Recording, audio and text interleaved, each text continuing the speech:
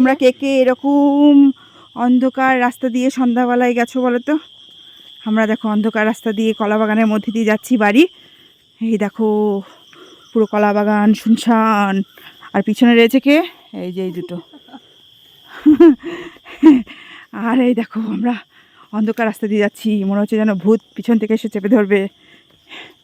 ওরে বাবা, যদি তোদেরকে ধরে আমি তো দৌড়। দেখো কি ঘন জঙ্গল, এই ঘন জঙ্গলের মধ্যে দিয়ে আমরা যাচ্ছি সন্ধ্যাবেলায়। দেখো সন্ধ্যা হয়ে গেছে। আমার ক্যামেরাতে একটু লাইট লাইট দেখা যাচ্ছে, কিন্তু অ্যাকচুয়ালি অনেকটাই অন্ধকার হয়ে গেছে। এই দেখো তেঁতুল গাছ, মা তুমি চলো।